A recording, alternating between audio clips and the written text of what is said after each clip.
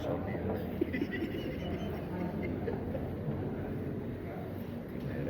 Mereni. Assalamualaikum warahmatullahi wabarakatuh. Waalaikumsalam warahmatullahi wabarakatuh. Ini kurang cedek sidik ya. Al-Fatihah. A'udzu billahi minasy syaithanir rajim. Bismillahirrahmanirrahim. Alhamdulillahi rabbil alamin. Ar-Rahmanir Rahim. Maliki yaumiddin. Iyyaka na'budu wa iyyaka nasta'in.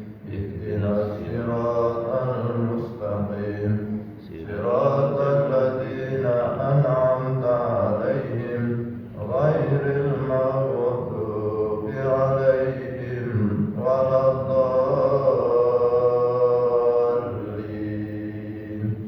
Amin. Bismillahirrahmanirrahim. Subatus saminatu wasittuna. Tegese cabang iman kang kaping 28 iku mulyaake daya. Tegese gawe becik kelawan daya. Kelawan arep nyuguhi lan arep ajir ulate lan bagus caturane. Lan enggal-enggal nyuguhi lamun wis hadir.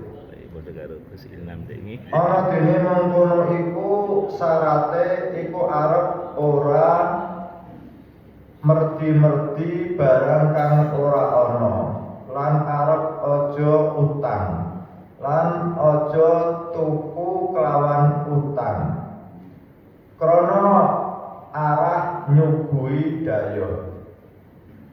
Dawe Gusti Rasulullah sallallahu alaihi wasallam. Ana dene ingsun lan para muttaqin saking umat ingsun iku kabeh padha lebaran saking merdi-merdi barang kang ora ana. Lan ngendika malih Gusti Rasulullah sallallahu alaihi wasallam, aja padha merdi-merdi sira krana daya mongko dadi benduni sira ing daya. Mongko sapa-sapa wangi benduni lan sengit ing daya, mongko sasat benduni ing Allah. Lan sapa-sapa wangi benduni lan sengit ing Allah, mongko iya benduni Allah ing wong iku. Lan sapa-sapa wonge ajil ulate krana daya, mongko den haramake jasate wong iku saking neraka. Lan iya daya iku mlebu kelawan nggawa rahmat, lan metune kelawan ngilangake dosane wong kang den dayoi. Bismillahirrahmanirrahim. Alhamdulillahirrahmanirrahim. Pagi hari ini kita sudah sampai cabang iman yang ke-68, yaitu memuliakan tamu. Jadi sudah merupakan kebiasaan di lingkungan kita. Jadi kita biasa dapat tamu dari luar kota atau dari luar kelurahan atau dari, kalau yang tetangga itu ya tetangga. Itu yang dimaksud bertamu di sini itu yang dari jauh, paling tidak dari luar desa atau apa itu, yang benar-benar ada silaturahim. Nah ini ada beberapa pengalaman bagi saya. Tahun 86 itu saya jadi ketua gerakan pemuda Ansor 1 kecamatan Genuk. Itu wilayahnya ada 16 kelurahan waktu itu. Yang sana itu kelurahan Tambak Harjo. daerah Syekh Jumadi Kubro, yang ujung sana kelurahan Sendang Mulyo sampai abahnya almarhum Pak Mbak Uli itu wilayah Genung. Terus ini Penggaron, terus sana daerah Masjid Agung itu Sambirjo. Nah itu karena saya jadi ketua satu kecamatan, itu sering berkunjung ke ranting-ranting, ke Sendang Mulyo, ke Lamongan Sari, ke Sambirjo, ketua-ketua ranting itu macam-macam. Ketika saya datang ke ranting-ranting itu modelnya macam-macam menerima tamu itu. Ada yang ketua ranting ketika saya kunjungi, karena saya setiap berkunjung paling tidak sampai zuhur membicarakan organisasi waktu itu kan. Nah, itu ada yang ketua ranting kalau saya kunjungi itu mesti menjelang dulu saat diboncengkan kendaraan ke warung jak makan. Itu sering itu, ada yang seperti itu. Terus ada lagi ketua ranting yang ketika saya kunjungi itu istrinya luar biasa menyambutnya. Mesti kan sebelumnya sudah ada kabar bahwa saya akan datang itu, mengabari nanti membicarakan organisasi. Itu mesti ketua rantingnya itu bilang sama istrinya, besok Pak Farudin dari ketua Ansor kecamatan mau datang ke sini. Udah dimayorkan itu, diada-adakan. Ada yang seperti itu. Ada yang ketua ranting yang cuek, pokoknya datang ya biasa-biasa aja. Nah, ini dari pengalaman itu, ternyata suami istri itu harus kompak. Kenapa? Karena saya telusuri yang tadi saya ceritakan, setiap saya datang mesti diajak diboncengkan ke warung, ternyata istrinya itu pelit. Jadi suaminya ada keinginan untuk menghormati tamu, tapi istrinya itu tidak bisa menerima. Nah ini, oh seperti itu ya. Ada yang seperti itu lah. Terus ada lagi yang tadi ketika saya datang itu mesti mayoran, oh, antara suami dan istri ini sama, kompak. Jadi suaminya ingin memuliakan tamu, istrinya juga mendukung sehingga dimasakkan. Terus ada lagi yang biasa-biasa aja, ini ya antara suami dan istri kompak ya seadanya itu. Nah, terus ada yang lebih pahit lagi ya cuma air putih. Itu padahal dari jauh-jauh dari Genuk ke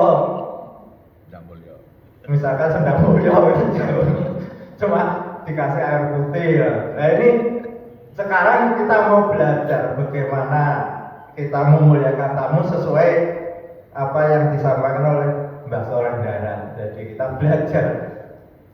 Yang pertama itu kita dianjurkan untuk berbuat baik pada tamu.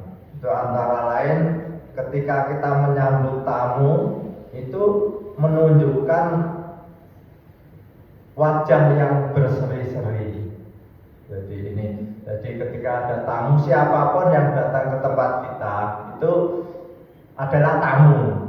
Jadi lebih-lebih tamu yang dari jauh itu kan sudah berupaya sebelumnya, sudah persiapan. Nah, tangga ke Pak Bas ke Pak Budawi itu kan itu paling main enggak apa-apa. Tapi yang orang yang dari Jakarta datang ke Semarang itu kan butuh sudah jauh-jauh sampai di tempat Pak Budawi, tahu-tahu Pak Budawi enggak menyapa istrinya di kamar dikunci. Lah itu kan itu persoalan itu sudah jauh-jauh direncanakan sampai di tuan rumah ternyata tanggapannya tidak menyenangkan. Nah ini oleh Mbah Soleh Darat itu kita ketika ada tamu, lebih-lebih tamu itu dari jauh, kita tunjukkan kita merasa senang kehadiran tamu itu. Nah ini kadang-kadang orang ada yang curhat sama saya, Pak Haji, saya itu sama istri saya itu mangkel. Ya kenapa? Istri saya itu membeda-bedakan. Kalau keluarga saya ke rumah saya itu, istri saya langsung kunci di kamar, tidak mau bikin beda. Tapi ketika keluarga istri saya datang ke rumah saya, wah luar biasa sambutannya. Wah ini, maka saya minta istri yang solehah tidak seperti itu. Mestinya tidak boleh membeda-bedakan keluarga suami maupun keluarga istri ya. Karena sudah suami istri kan menjadi satu. Pak Bas Garwo itu kan si garing nyowo, jadi nyowo dua jadi satu. Maka tidak boleh. Tapi kadang-kadang di masyarakat ada yang seperti itu. Atau sebaliknya seorang suami ketika keluarga istri datang, suaminya cuek, tidak ngurusi. Lalu ketika keluarga suami datang, wah suaminya belanja macam-macam. Nah ini juga mestinya sebagai seorang suami yang soleh itu tidak boleh seperti itu. Kita harus menghormati baik itu keluarga kita maupun keluarga istri kita. Nah, ini sebagai pelajaran. Yang kedua, kita harus menunjukkan wajah yang senang terhadap kehadiran tamu. Lalu yang kedua, ketika kita membicarakan pembicaraan di antara kita dengan tamu kita, maka pembicaraan itu yang selalu menyenangkan, menambah keakraban. Kita tanya bagaimana keadaan keluarganya, bagaimana keadaan di sana dan sebagainya, sehingga menjadi lebih akrab ketika kita ada tamu datang ketika. Baru yang ketiga, kita mengupayakan untuk memberikan jamuan. Nah, jamuan ini tadi oleh Mbah Kiai ngambil dari apa yang disampaikan oleh Rasulullah SAW. Kita tidak boleh memaksakan diri. Kita punya saudara dari Jakarta datang ke Semarang. Nah, kita inginnya menghormati saudara sudah 1 tahun tidak ketemu, datang. Tapi kondisi kita itu kondisi baru tidak punya uang, maka tidak boleh memaksakan sampai utang-utang itu tidak boleh. Jadi tidak, ya seadanya karena memang kondisi kita tidak ada. Itu yang ketiga. Lalu yang keempat, yaitu ketika kita sudah selesai waktu bertamu, tamu-tamu sudah bicara, sudah dikasih suguhan, lalu pamit pulang, maka akan lebih baik kita antar. Kalau dia bawa mobil ya kita antar sampai dia masuk mobil dan sebab jangan sampai ada kesan tidak senang.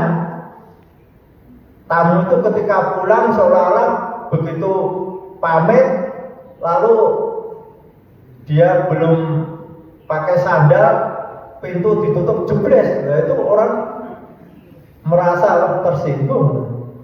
Nah, padahal pulangnya tamu itu membersihkan dosa kita.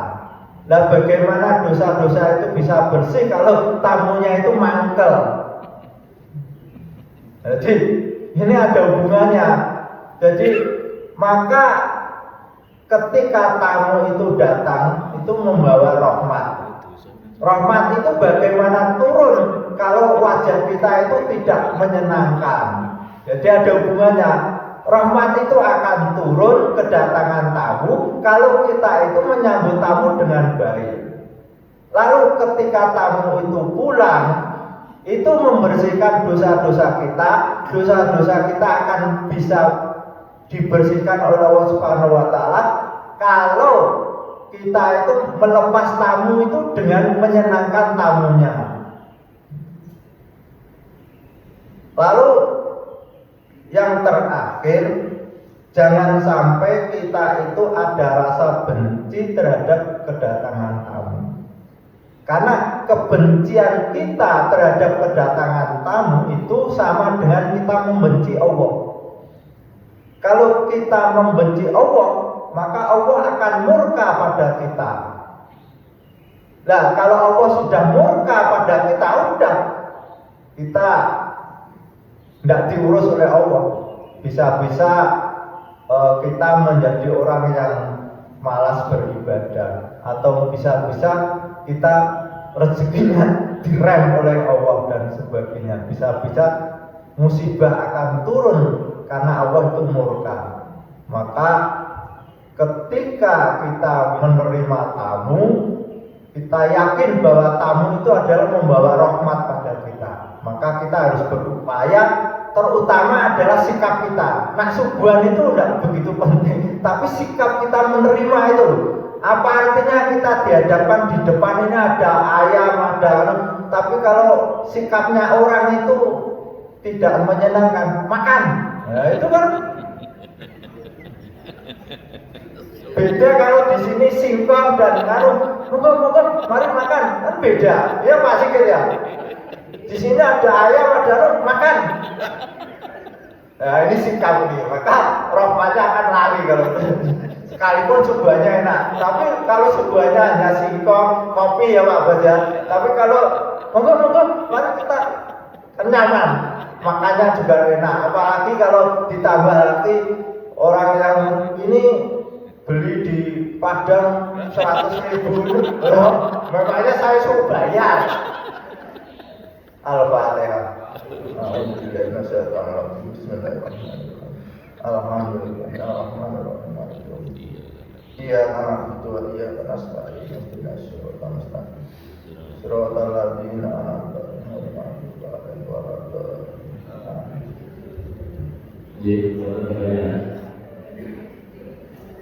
'alaihim. Saya mau tanya bagaimana hanya dengan pengemis Pak. Pengemis itu yang rutin datang, kita kadang-kadang mendengarkan, oh itu sudah tahu ya, maka tidak pintu langsung masuk begitu bagaimana? Tidak, itu apakah itu disebut tamu? Proposal tapi tiap minggu, tiap bulan rutin. Turun, nganu Pak Cinta itu kurang jelas apa ya? Tamu yang tiap saat itu seperti pengemis kemudian orang minta sumbangan. Oh ya, Pengemis minta sumbangan. Apalagi kalau sampai ada yang ini tiap bulan sampai dicek di yayasannya juga.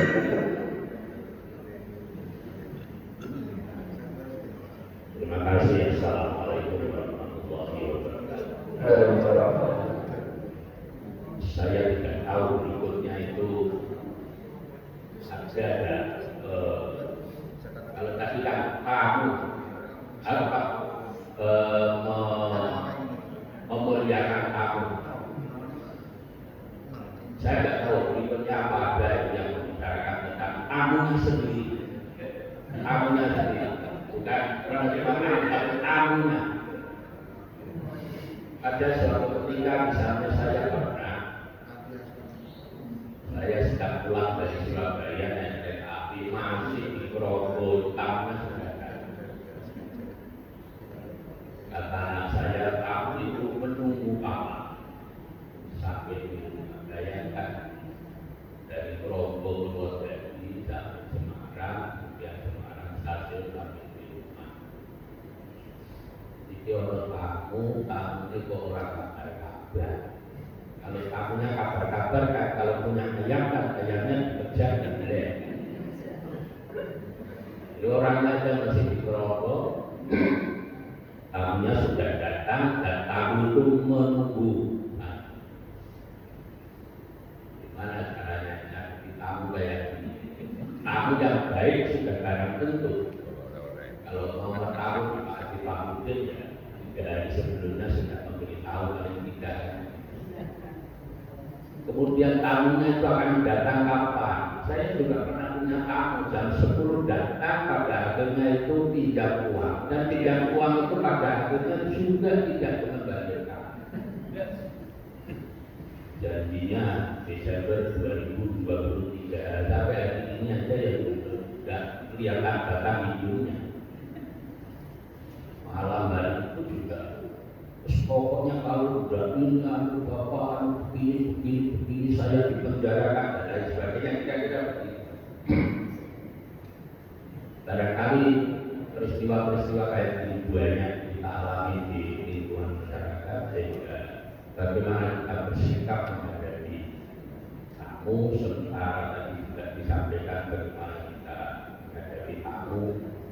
Sampai Pak Fakhruddin tadi menjelaskan tentang dimayorkan, itu orang tak menyebut dimayorkan tidak paham. Jadi ya itu kan biasanya nggak boleh ayam itu dimayorkan. Mukanya ajen, saya kira ajen maksudnya bukan ajen itu ya muka yang semerinah, kira-kira itu ya kayak iklan itu lah. Awak TV, kira-kira seperti itu. Nah itu saya tidak tahu apakah berikutnya ada tentang tamunya sendiri, karena ini kan yang dibicarakan adalah memuliakan tamu sedemikian rupa bahwa apa itu tadi dijelaskan tentang keberadaan yang luar biasa terkait menerima tamu dengan memuliakan. Terima kasih. Assalamualaikum warahmatullahi wabarakatuh. Terima kasih ya Pak Haji Abdurrahman. Jadi kita memang sering menghadapi seperti pengemis, terus orang yang minta sumbangan. Saya sendiri di Genung itu karena kebetulan ada punya showroom, itu dianggap Pak ini sering ada orang datang. Nah itu saya pernah mendengar yang disampaikan Simbah Mumin Zuhri. Itu ketika ada orang datang, khususnya sumbangan, itu diminta untuk husnudon. Jadi husnudon dalam arti apakah itu digunakan resmi atau tidak, itu yang pertama. Sehingga ketika orang itu datang, ya kita nyumbang sesuai dengan niat kita. Oh ini untuk pondok pesantren, niatkan kita untuk pondok pesantren. Adapun nanti dia masuk kantongnya sendiri itu urusan dia. Kita hubungan dengan Allah bukan dengan orang ini. Tapi kalau itu kok jadi langganan, ini kita untuk mencegah kemungkaran seseorang akan lebih baik. Biasanya kan ada nomor HP, nah biasanya begitu. Atau kita cek di lokasi. Karena saya sendiri juga mengalami ada orang datang 1, 2, 3 kali, dan kebetulan panitianya itu Abu Khair, itu saya kenal persis yang namanya Abu Khair, daerah Pusnokerto.